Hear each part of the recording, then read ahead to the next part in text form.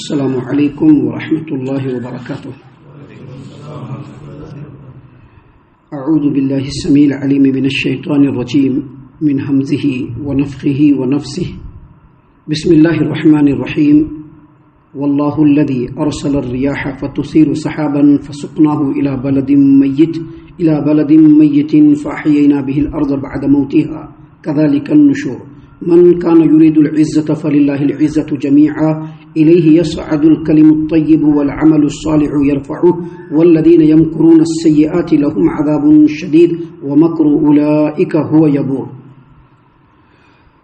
محترم سامعین اکرام، سورہ فاطر سورہ نمبر 35 آیت نمبر 9 اور 10، یہ دو آیتیں کل بھی آپ کے سامنے تلاوت کی گئی تھی، اور ان دو آیتوں کے تعلق سے کچھ باتیں کل آپ کے سامنے پیش کی گئی تھی، جن کا خلاصہ یہ ہے کہ اللہ تبارک و تعالیٰ نے ایسے لوگوں کو، اور خاص طور سے مکہ والوں کو، جو پہلی آیت یعنی آیت نمبر 9 ہے، اس کے ذریعے سے یہ بتلایا ہے کہ جو تمہارے زندگی کی جو مشاہدات ہیں، اس کے ذریعے سے اللہ تبارک و تعالیٰ تم لوگوں کو یہ بتلاتا ہے کہ ایک انسان کو اس کے موت کے بعد جب اللہ تعالیٰ قیامت قائم کرنا چاہے گا تو اس کو اس کے قبر سے اٹھا دے گا، اور اس کے لیے اللہ تبارک و تعالیٰ نے دلیل کیا پیش فرمائی کہ تمہارے سامنے بارش ہوتی ہے، اور بارش ہونے کے بعد ایسی زمین جو بالکل چٹیل، بنجر اور مردہ ہے، جہاں کچھ بھی نہیں اگتا ہے، اس بارش کی وجہ سے اللہ تعالیٰ اس جگہ سے پھر سے پیڑ پودوں کو اللہ تعالیٰ نکال دیتا ہے، تو وہ اللہ تبارک و تعالیٰ پھر سے انسان کو اسی طرح سے پیدا فرما دے گا۔ اگرچہ وہ زمین کے اندر ہوں گے، ان کی تمام چیزیں مٹی میں سڑ گل گئی ہوں گی، مل گئی ہوں گی، پھر بھی اللہ تبارک و تعالیٰ ان کو پیدا کر دے گا۔ اس کی پوری تفصیل کل ہم نے آپ کے سامنے کل کے درس میں پیش کی تھی۔ اسی طرح سے اللہ تبارک و تعالیٰ نے آیت نمبر 10 کے پہلے حصے میں یہ بیان فرمایا کہ اگر کسی آدمی کو دنیا میں عزت و سربلندی چاہیے، اس کو اللہ کی اطاعت کرنی ہوگی۔ اللہ کی اطاعت کے علاوہ کوئی بھی دوسرا رستہ اگر کوئی اختیار کر لے تو اس کو اللہ تبارک و تعالیٰ عزت اور سربلندی نہیں دے سکتا۔ دنیا کے بڑے سے بڑے لوگوں کو دیکھ لیجئے، آج کے ڈیٹ میں عزت و آبرو کے ساتھ ان کے نام لینے والوں کی تعداد مٹھی بھر بھی نہیں ہے، لیکن اللہ کی اطاعت و فرمانبرداری میں آگے بڑھنے والے صحابہ کرام رضی اللہ عنہم کا نام کوئی بھی لیتا ہے تو پورے عزت و احترام کے ساتھ لیتا ہے۔ نبی کریم صلی اللہ علیہ وسلم اور انبیاء علیہ السلام کا نام جب بھی آتا ہے تو لوگ پورے احترام کے ساتھ لیتے ہیں۔ کیوں؟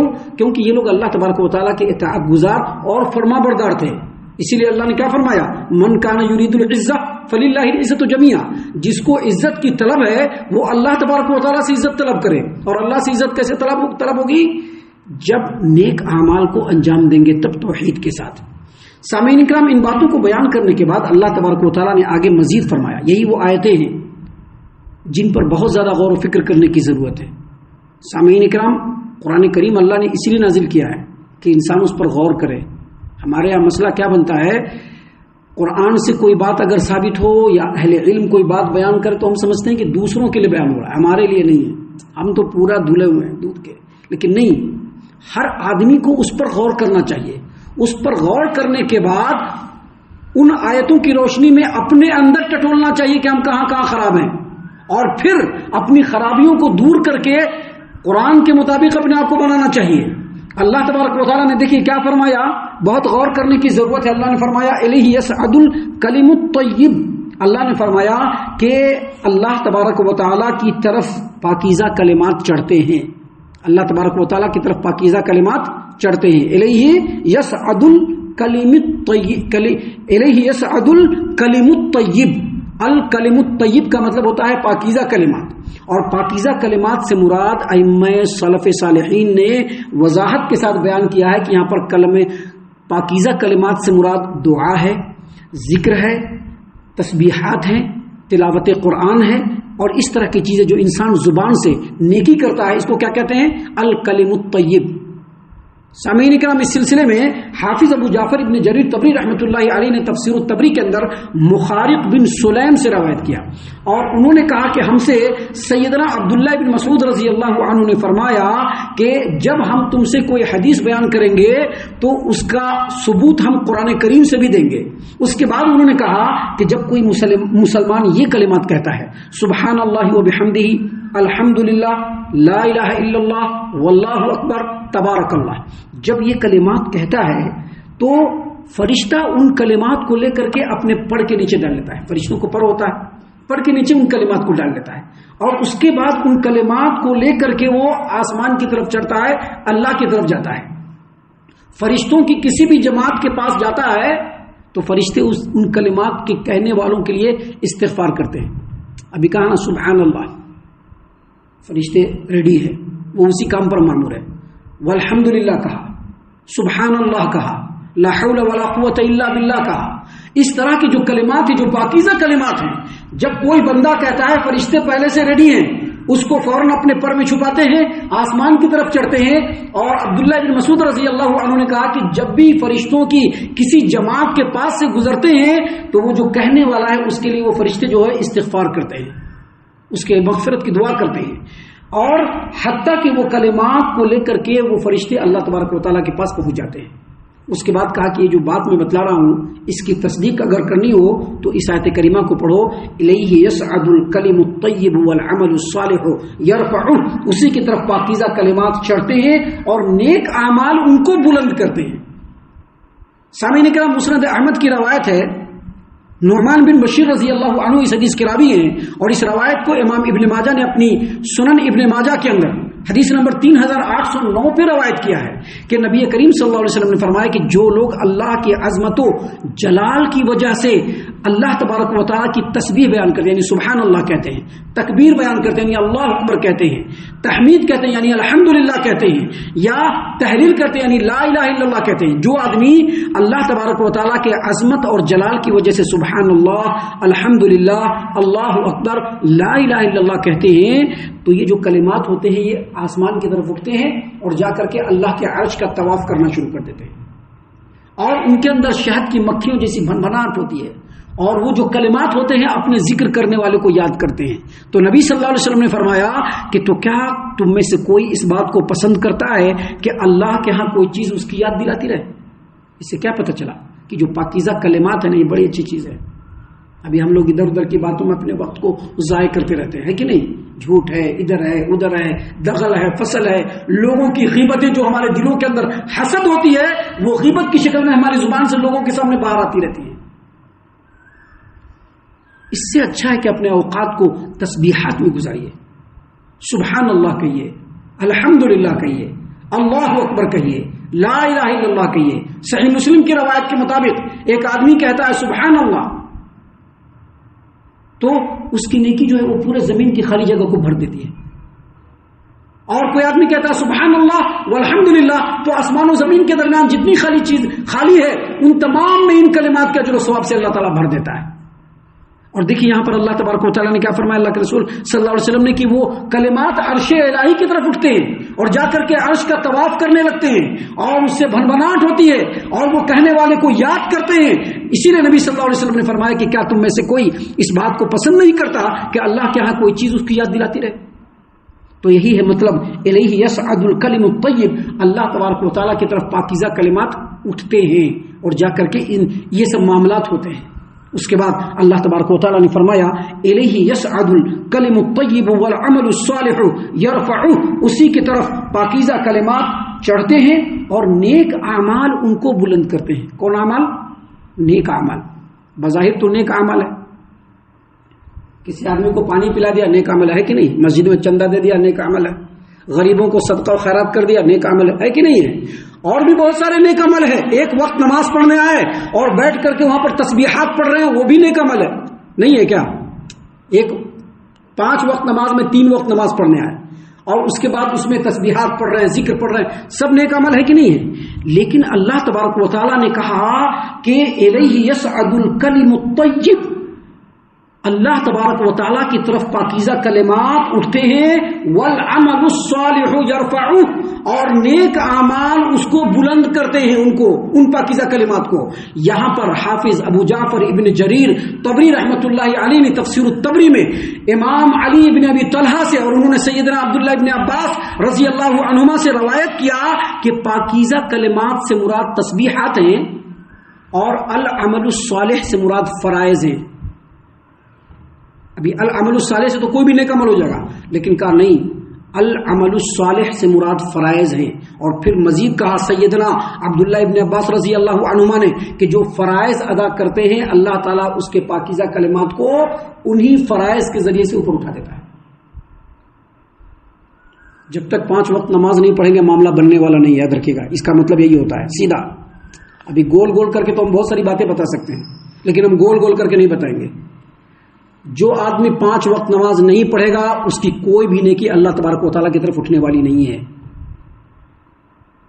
نہیں اٹھنے والی ہے، کیونکہ یہاں پر حافظ ابو جعفر ابن جریر طبری رحمۃ اللہ علیہ نے علی ابن ابی طلحہ سے، اور انہوں نے سیدنا عبداللہ ابن عباس رضی اللہ، اصول تفسیر کو اگر جانتے ہوتے تو ہم سمجھ جاتے، اور اگر نہیں جانتے ہیں تو سمجھ لیجئے کہ اصول تفسیر کے اندر امام علی ابن ابی طلحہ کی سیدنا عبداللہ ابن عباس رضی اللہ عنہما سے جو سند ہے وہ سب سے مضبوط ترین سند ہے۔ اگر کہیں پر تفسیر میں کوئی اس طرح کی بات آئے تو ان کے سند کو ترجیح ملتی ہے، اور اسی لیے حافظ ابن کثیر رحمۃ اللہ علیہ نے اپنی تفسیر کے اندر اس سند کے ذریعے سے بتلایا کہ عمل صالح سے مراد فرائض ہے، اور پھر مزید کہا جو شخص فرائض ادا کرتے ہوئے اللہ کا ذکر کرے گا تو اللہ تعالیٰ اس کے نیک اعمال کو بلند کر دے گا، اور جو آدمی فرائض کو ادا نہیں کرے گا تو وہ کتنا بھی ذکر و اذکار کر لے اس کے عمل کی طرف اس کو پھیر دیا جائے گا، کیونکہ وہ اسی کا حقدار ہے۔ سامعین کرام، اللہ تبارک و تعالیٰ نے فرمایا الیہ یصعد الکلم الطیب والعمل الصالح یرفعہ، اور اسی کی طرف پاکیزہ کلمات چڑھتے ہیں اور نیک اعمال بلند کرتے ہیں ان کو، ان پاکیزہ کلمات کو، اور مزید کہا والذین یمکرون السیئات۔ یہ سب باتیں بظاہر دکھتی ہیں لیکن ان باتوں پر بہت گہرائی سے غور و فکر کرنے کی ضرورت ہے۔ یہ وہ باتیں ہیں جن میں سے اکثر باتیں ہمارے اندر پائی جاتی ہیں، یہ وہ ڈیمیرٹ ہیں جو ان میں سے اکثر ڈیمیرٹ ہمارے اندر پائی جاتی ہیں، یہ وہ خرابیاں ہیں جن میں سے اکثر خرابیاں ہمارے اندر پائی جاتی ہیں۔ اس لیے سلف صالحین دوسروں سے اپنا تزکیہ نہیں مانگتے تھے، وہ قرآن کریم میں دیکھتے تھے کہ میں کہاں پر ہوں، قرآن کریم کی آیتوں کو پڑھتے تھے اور دیکھتے تھے کہ میں کہاں پر ہوں قرآن میں، اور ان کو مل جاتا تھا، کیونکہ وہ اپنے نفس کو اپنا جج بناتے تھے، اپنے ضمیر کو اپنا جج بناتے تھے، اور قرآن کے اندر اپنے آپ کو تلاشتے تھے، تو ان کو پتہ چل جاتا کہ میں یہاں پر ہوں، اور اب وہاں سے وہ کیا کرتے تھے، جو جو کمیاں ہیں ان کو وہ دور کرنے کی کوشش کرتے تھے۔ اللہ تبارک و تعالیٰ نے فرمایا الیہ یصعد الکلم الطیب والعمل الصالح یرفعہ، اسی کی طرف پاکیزہ کلمات چڑھتے ہیں اور نیک اعمال ان کو بلند کرتے ہیں۔ والذین یمکرون السیئات، اور جو لوگ برے برے چال چلتے ہیں، ابھی برے برے چال چلتے ہیں بول کر کے تو بہت ساری چیزیں آ جائیں گی، لیکن یہاں پر مفسرین نے اس کے بارے میں کیا بیان کیا ہے وہ بھی غور سے سن لیجئے۔ جو لوگ برے برے مکر کرتے ہیں، جو لوگ برے برے چال چلتے ہیں، حافظ ابو جعفر ابن جریر طبری رحمۃ اللہ علیہ نے تفسیر الطبری میں امام مجاہد سے، امام سعید ابن جبیر سے اور امام شہر بن حوشب رحمۃ اللہ علیہ ان تینوں کا قول نقل کیا ہے کہ جو لوگ برے برے چال چلتے ہیں اس کا مطلب یہ ہے کہ اعمال میں ریاکاری، یعنی دکھاوے کے لیے عمل کرنا، دکھاوے کے لیے عمل کرنا۔ سامعین کرام، یہ ایسی باتیں ہیں جو ہمارے اندر پائی جاتی ہیں، اس کو ہم ڈینائی نہیں کر سکتے ہیں، امپاسبل ہے اس کا ڈینائی کرنا۔ اللہ تبارک و تعالیٰ کے اس فرمان کا مفہوم بیان کرتے ہوئے مفسرین نے کہا کہ جو لوگ اعمال میں ریاکاری کرنے والے ہیں اصل میں وہی چال بازی کرنے والے ہیں، اور پھر آگے حافظ ابن کثیر نے کہا کہ وہ لوگ لوگوں سے مکر کرتے ہوئے، لوگوں سے چال بازی کرتے ہوئے لوگوں کو یہ بتلانے اور جتلانے اور تاثر دینے کی کوشش کرتے ہیں کہ وہ اللہ کے بڑے اطاعت گزار ہیں، حالانکہ اللہ تبارک و تعالیٰ کو ایسے لوگوں سے سخت نفرت ہوتی ہے، کیونکہ وہ عمل جو کرتے ہیں وہ دکھاوے کے لیے کرتے ہیں۔ یاد رکھیے، کسی بھی عمل کی قبولیت کے لیے 3 چیزوں کا ہونا ضروری ہے، اگر وہ 3 چیزیں نہیں ہوں گی ہمارے اعمال رب کائنات کے بارگاہ میں کبھی بھی قابل قبول نہیں ہو سکتی ہے۔ یاد رکھیے، سیدنا ابراہیم اور اسماعیل علیہ السلام کعبۃ اللہ کی دیوار کو اٹھا رہے ہیں، ہے کہ نہیں؟ دنیا کی پہلی مسجد، اللہ تبارک و تعالیٰ کا گھر جس کو بیت اللہ کا لقب ملا ہے، اس کے علاوہ کسی کو بیت اللہ کا لقب نہیں ملا ہے، حالانکہ سبھی اللہ کے گھر ہیں، لیکن بیت اللہ کس کو کہا جاتا ہے؟ کعبۃ اللہ کو۔ اس کی دیوار اٹھا رہے ہیں اور کیا کہہ رہے ہیں؟ ربنا تقبل منا انک انت السمیع العلیم۔ اللہ نے قرآن میں کیوں بتلایا؟ اس لیے بتلایا کہ نیک عمل کرتے وقت دل کے اندر اخلاص ہونا ضروری ہے. اور کسی بھی عمل کے قبولیت کے لیے 3 چیزیں بالکل ضروری ہیں. پہلی چیز کیا ہے؟ توحید ہونا ضروری ہے.